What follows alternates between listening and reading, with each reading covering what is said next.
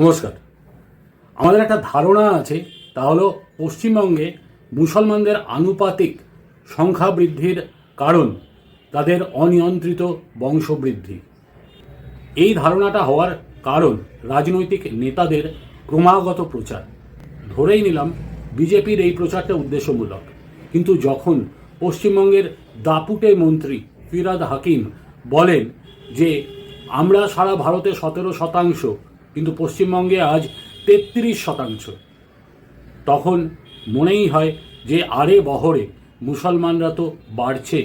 ফিরহাদ হাকিম আরও বলেন যে একসময় আমরা সংখ্যাগুরু হয়ে যাব।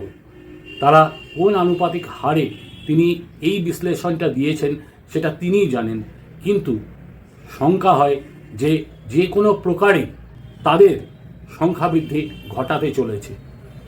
দেখা যাক ফিরহাদ হাকিম কি বলেছেন। हम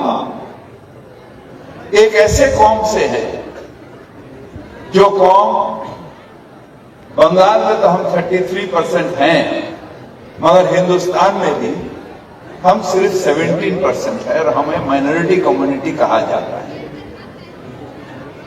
मगर हम अपने आप को माइनॉरिटी नहीं सोचते हैं।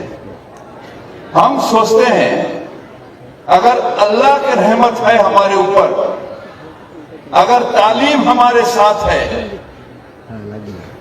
तो हम एक दिन मेजॉरिटी से भी मेजॉरिटी हो सकते हैं और हम अपने अल्लाह की ये मेहरबानी होगी जो हम अपने ताकत से ये हासिल करते हैं। ফিরহাদ হাকিমের বক্তব্য তো শুনলেন। ফিরহাদ হাকিমের মতে পশ্চিমবঙ্গে মুসলমান জনসংখ্যা হচ্ছে 33%, আর শুভেন্দু অধিকারীর মতে সেটা হচ্ছে 35%। বিভিন্ন তথ্য ও প্রমাণ সহ যদি বিশ্লেষণ করা যায় তাহলে একটা কথা আজ সত্যি, সেটা হলো পশ্চিমবঙ্গে মুসলমানদের সংখ্যা বৃদ্ধি 30% অতিক্রম করে গেছে। অর্থাৎ তাদের যে অনুপাতে বাড়ার কথা ছিল সেই তুলনায় তাদের সংখ্যা অনেক বেশি বৃদ্ধি পেয়েছে। কিন্তু কি করে এটা হলো সেটা দেখা যাক, কিছু অঙ্কের হিসেব দেখা যাক, যে অঙ্কের হিসেবে তাদের কত হওয়া উচিত ছিল আর কত হয়েছে এবং তার কারণ কি দেখি। আমরা জানি যে 1941 সালে পশ্চিমবঙ্গে মুসলমানরা ছিলেন 19.46%। 2011 সালে সেটা হয়েছে 27.01%।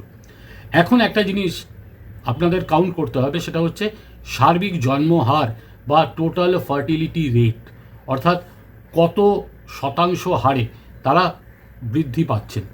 যদি সার্বিক জন্মহার বা টোটাল ফার্টিলিটি রেট গণ্য করা হয় তাহলে 2015-16 সালের তথ্য অনুযায়ী এই সংখ্যা বৃদ্ধির রেট মুসলমানদের ক্ষেত্রে 2.1 এবং হিন্দুদের ক্ষেত্রে 1.6%, অর্থাৎ পার্থক্য 0.5%।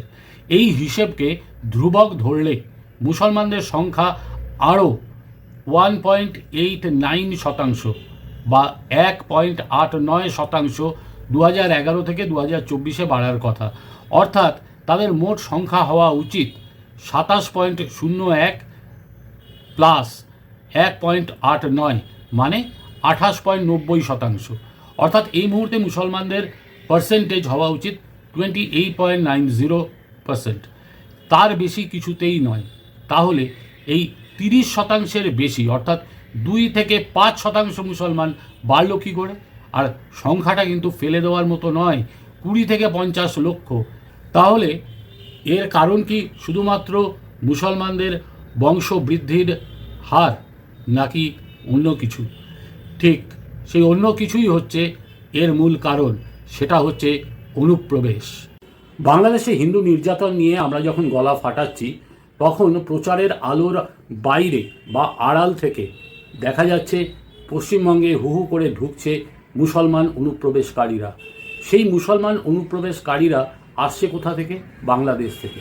বাংলাদেশ থেকে তারা যখন আসেন আমরা খুব সহজেই ভাবি যে তারা কেন আসছেন এখানে অর্থনৈতিক সুযোগ সুবিধা বেশি সেই জন্যে। আসল কারণ কি সেটা? কারণ একজন বাঙালি সে তার ভিটে মাটি ভাষা সব ছেড়ে চলে আসবেন ভারতে, এটা ঠিক গ্রহণযোগ্য কি? তার আগে একটু দেখা যাক বাংলাদেশের মুসলমান সমাজের বিন্যাসের দিকে। একটা কথা মনে রাখতে হবে, সেখানে আছে আটকে পড়া পাকিস্তানিরা। এই আটকে পড়া পাকিস্তানিরা কারা এবং তাদের সাথে এই মুসলিম অনুপ্রবেশের কি সম্পর্ক, খুব ভালো করে একটু বুঝে নেই। मेरा नाम मोहम्मद जाहिद है। आज हम लोग यहाँ आके बर्बाद हो गए, बर्बाद कर चुका नहीं। বাংলাদেশে 1971 সালের যুদ্ধে উর্দুভাষী মুসলমানরা সমর্থন করেছিলেন পাকিস্তানকে। তারাই তৈরি করেছিলেন আল বদর, আল শামস নামের কুখ্যাত রাজাকার বাহিনী, যারা কয়েক লক্ষ বাঙালিকে হত্যা করেছিল। কিন্তু বাংলাদেশ গঠনের পরে এদের পাকিস্তান ফেরত নেয়নি। এদের বলা হয় আটকে পড়া পাকিস্তানি বা বিহারি মুসলমান। যুদ্ধোত্তর সময়ে অনিশ্চয়তার মুখে এই সব মানুষ শরণার্থীদের জন্য তৈরি অস্থায়ী ক্যাম্পগুলোতে আশ্রয় নিয়েছিলেন। সেই ক্যাম্পগুলো আজও আছে, মানুষও আছে সেখানে। সারা বাংলাদেশে এইরকম ক্যাম্প আছে কাগজপত্রে 116টি, ঢাকায় আছে 45টির মতো। 1982 সাল পর্যন্ত ক্যাম্পের 1.5 লাখের মতো উর্দুভাষী বাংলাদেশ থেকে পাকিস্তানে যান। পরবর্তীকালে আরও কিছু ক্যাম্পবাসী যেতে চেয়েছিলেন, তবে এরপর পাকিস্তানের অনাগ্রহে বিষয়টি বন্ধ হয়ে যায়। কাজেই 11 লক্ষ উর্দুভাষী মুসলমান আটকে পড়ে বাংলাদেশে। বর্তমানে বাংলাদেশের কতজন আটকে পড়া পাকিস্তানি বসবাস করছেন তার সঠিক কোনো সংখ্যা পররাষ্ট্র মন্ত্রণালয়ের কাছে নেই। তবে সাম্প্রতিক একটি জরিপে দেখা যায় 2,37,440 উর্দুভাষী নাগরিক এখনও বাংলাদেশে বসবাস করছেন। তাহলে বাকিরা গেল কোথায়? স্বাভাবিক নিয়মে তারা এসেছে ভারতে। কিন্তু বাংলাদেশ থেকে কেন এসেছে তারা? কারণ বাংলাদেশে তারা মানবেতর জীবনযাপন করত। সেই ভয়ঙ্কর জীবন থেকে মুক্তি পেতে তারা চলে এসছে ভারতে। এবং এক কথায় বলা যায় কমপক্ষে 5 লক্ষ এই আটকে পড়া পাকিস্তানিরা ধীরে ধীরে ভারতে ভিড়ে গেছে। এক কথায় বলা যায় এই আটকে পড়া পাকিস্তানিদের মধ্যে প্রায় 5 লক্ষ ভারতের ভিড়ে ইতিমধ্যে মিশে গিয়েছে। অর্থাৎ তারা অনুপ্রবেশ করে ভারতে প্রবেশ করেছে। ভারতে তারা voter card, Aadhaar card, ration card, PAN card, এমনকি অনেকেই পাসপোর্ট নিয়ে ভারতে মোটামুটি গেড়ে বসেছেন। ব্যাপারটা শুরু কিন্তু বাম আমলে ভোট পাওয়ার লোভে বামপন্থীরা এই অনুপ্রবেশকে প্রশ্রয় দিয়েছিল। তখন এই অনুপ্রবেশের বিরুদ্ধে যার গলা সবচেয়ে সোচ্চার ছিল তার নাম মমতা বন্দ্যোপাধ্যায়।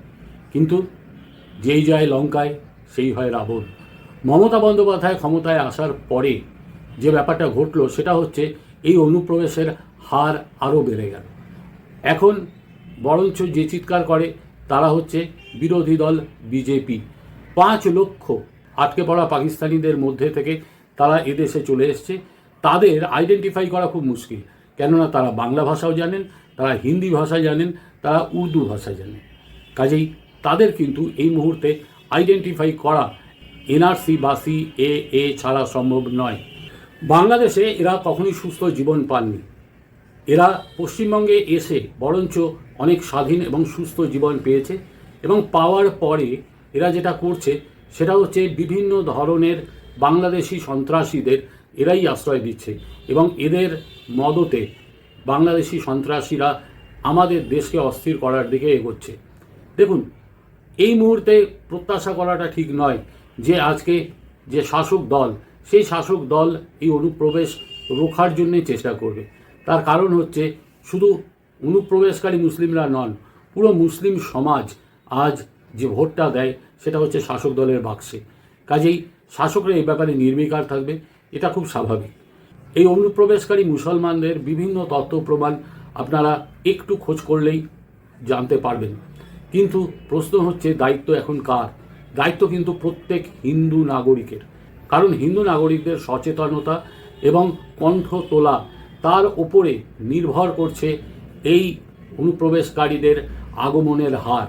যদি অনুপ্রবেশের হার কমানো না যায় তাহলে ভবিষ্যতে পশ্চিমবঙ্গে সত্যি সত্যি সংখ্যা গুরু হয়ে যাবে মুসলমানরা এবং হিন্দুরা হয়ে যাবে সংখ্যালঘু। দেখুন, আপনি যেই রাজনৈতিক দলের সমর্থন হন না কেন, যদি কখনো এই ধরনের অনুপ্রবেশে মদত দেন, সেটা কারোর ভোটার কার্ড করেই হোক বা তার আধার কার্ড করেই হোক বা অন্যান্য কোনো দিক থেকে যদি সাপোর্ট দেন, তাহলে মনে রাখবেন আপনি আপনার ভবিষ্যৎ প্রজন্মকে আত্মহত্যার দিকে ঠেলছেন। এবং এই আত্মহত্যার দিকে ঠেলা যে কত বড় অন্যায় সেটা আপনি টের পাবেন না, আপনি চলে যাবেন, টের পাবে আপনার ভবিষ্যৎ প্রজন্ম। আজ যদি এই কথা বলা হয় যে এই পশ্চিমবঙ্গকে আমাদের ভবিষ্যৎ প্রজন্মের জন্য বাসযোগ্য করে তোলা উচিত, তাহলে এই অনুপ্রবেশকারীদের এখনই বিদায় করে দেওয়াটা সবচেয়ে বুদ্ধিমানের কাজ। অতএব একটা কথাই বলার, হিন্দুরা অন্তত ওই সেকুলারিজমের ধুয়ো না তুলে একদম পরিষ্কার এই ব্যাপারে যদি আপনারা কণ্ঠ তোলেন, যদি আপনারা প্রতিবাদ করেন, এই ব্যাপারে প্রচার করেন, তাহলে অন্তত এই অনুপ্রবেশ থামবে। না হলে এই অনুপ্রবেশ চলতেই থাকবে। ক্রমে ক্রমে একদিন দেখবেন আপনারাই পশ্চিমবঙ্গে সংখ্যালঘু হয়ে পড়েছে। আজ এটুকুই বলার। তবে শেষ করার আগে একটা অনুরোধ করব, যদি আমার ভিডিও আপনাদের ভালো লাগে অতি অবশ্যই সাবস্ক্রাইব, লাইক এবং শেয়ার করবেন। তাতে চ্যানেলের বাড়বৃদ্ধি ঘটে এবং আমি আরও বেশি উৎসাহ পাই এই ধরনের ভিডিও আপনাদের তুলে দিতে।